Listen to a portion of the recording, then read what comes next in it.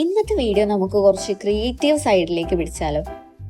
അതെ, ഹോസ്റ്റൽ ലൈഫിൽ ഞാൻ കുറച്ച് ബോറടിച്ചൊക്കെ ഇരിക്കുന്ന സമയത്താണ് ബേസിക്കലി ഞാൻ കുറച്ച് creative ആകാറ്.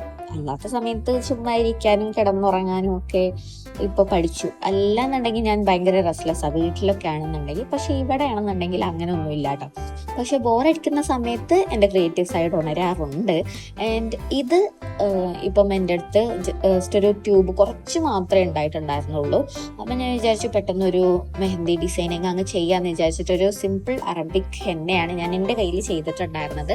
And I loved it. അതെനിക്ക് ഭയങ്കര ഇഷ്ടമായി. മറ്റു കയ്യിലും ഇടണം എന്ന് വിചാരിച്ചിട്ടുണ്ടായിരുന്നു. പക്ഷെ അതിനുള്ള ഒരു എന്താ പറയാ ട്യൂബൊന്നും എൻ്റെ കയ്യിൽ ഇല്ലാത്തതുകൊണ്ട് ഞാൻ പിന്നെ ആ ഒരു കയ്യിൽ മാത്രം വെച്ച് അങ്ങ് അഡ്ജസ്റ്റ് ചെയ്തു. പിന്നെ നന്ദുവിൻ്റെ കയ്യിൽ ഇട്ട് കൊടുത്തിട്ടുണ്ടായിരുന്നു കേട്ടോ. എനിക്ക് മറ്റേ കയ്യിൽ അത് ഇടാൻ തികയില്ല എന്ന് എനിക്കറിയാം. അപ്പോൾ പിന്നെ ഞാൻ നന്ദുവിൻ്റെ കയ്യിൽ ഇട്ട് കൊടുത്തത് അതും കംപ്ലീറ്റ് ചെയ്യാൻ പറ്റിയില്ല. പക്ഷെ കുഴപ്പമില്ലാണ്ട് അങ്ങ് ഇട്ട് കൊടുത്തു. അങ്ങനെ പിന്നെ അടുത്തൊരു ദിവസം എന്താ പറയാ പുതിയ ട്യൂബ് വാങ്ങി കൊണ്ടുവന്നിട്ട് പരീക്ഷിച്ചതാണ് ഇത്. ഞാൻ സാധാരണ എല്ലാം പിൻട്രസ്റ്റിൽ നോക്കിയിട്ട് തന്നെ ഇടാറ്. കാരണം എനിക്ക് പിൻട്രസ്റ്റിലുള്ള ഡിസൈനുകൾ ഭയങ്കര ഇഷ്ടം. ആദ്യമൊക്കെ ചെറുപ്പത്തിലൊക്കെ ഇട്ടുകൊണ്ടിരുന്നപ്പം ഗൂഗിളിലൊക്കെ ആയിരുന്നു നോക്കിയിരുന്നത്. പിന്നെ പിൻട്രസ്റ്റിൻ്റെ ലോകത്തോട്ടങ്ങ് വന്നത്. എന്തായാലും പിൻട്രസ്റ്റിൽ നോക്കിയിട്ട് ഒരു ലോട്ടസ് ഡിസൈൻ വരച്ചിട്ടാണ് ഞാൻ ചെയ്തുകൊണ്ടിരുന്നത്. ഇത് സിമ്പിളാണ് വരയ്ക്കാൻ. പക്ഷെ നമുക്ക് കഴിഞ്ഞ് കഴിഞ്ഞാൽ ഒരു ഹെവി ഹെന്ന ലുക്ക് തന്നെ കിട്ടും. അങ്ങനെ കുറച്ച് എന്താ പറയുക, ഞാൻ സ്റ്റെപ്പ് ബൈ സ്റ്റെപ്പായിട്ട് ഞാൻ എടുത്തു വെച്ചിട്ടൊക്കെ ഉണ്ട് എങ്ങനെയാന്ന്. ആദ്യം ഞാനൊരു ലോട്ടസ് അല്ല വരച്ചത്. ആദ്യം ഞാൻ ആ ഒരു എന്താ പറയുക ആ ഒരു ഷേപ്പ് ഉണ്ടല്ലോ, ആ ഷേപ്പ് വരച്ചു.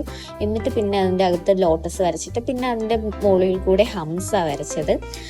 പിന്നെ ഇങ്ങനെ ഈ ഒരു ടൈപ്പ് ഓഫ് എന്താ ഇതിനെ പറയുക കേർവ്ഡ് ലൈൻസോ കുറച്ച് വൈൻസ് വരയ്ക്കാനാണ് ഞാൻ ഉദ്ദേശിക്കുന്നത്. ഇലകളും പിന്നെ ആ സൈഡിൽ കുറച്ച് ഡോട്ട്സ് വെച്ചിട്ട് പൂക്കളും. അങ്ങനെ അപ്പം സിമ്പിളായിട്ട് ഇത് കഴിയും. ഇങ്ങനെയാണ് ഈ സ്റ്റെപ്പ്. ഇനി അടുത്തത് നമ്മൾ ആ ഡോട്ട്സ് ഇടണം. കാരണം ഇതിട്ട് കഴിഞ്ഞിട്ട് പിന്നെ വൈൻസ് ആ ഒരു ലീവ്സ് വരയ്ക്കുന്ന സമയത്ത് നമുക്ക് അത്ര ബുദ്ധിമുട്ട് തോന്നില്ല. ഇതിപ്പം ഞാൻ സിങ്ങിൻ്റെ കോൺ എടുത്തിട്ട് അതിൽ മറ്റേ നമ്മൾ ഇൻസുലേഷൻ ടാപ്പ് കൊണ്ട് ഒരു സാധനം ചുറ്റുമല്ലോ, അങ്ങനെ ചുറ്റിയിട്ട് ഒരു പ്ലാസ്റ്റിക് ഷീറ്റ് അങ്ങനെ എന്തൊക്കെയൊക്കെ വെച്ചിട്ട് ആ സാധനം ഒന്ന് ട്യൂബ് ഒന്ന് മോഡിഫൈ ചെയ്തെടുത്തിട്ടുണ്ട്. അങ്ങനെ ഫൈനലായിട്ട് ഇങ്ങനെയാണ് ലുക്ക് കിട്ടിയിട്ടുള്ളത്.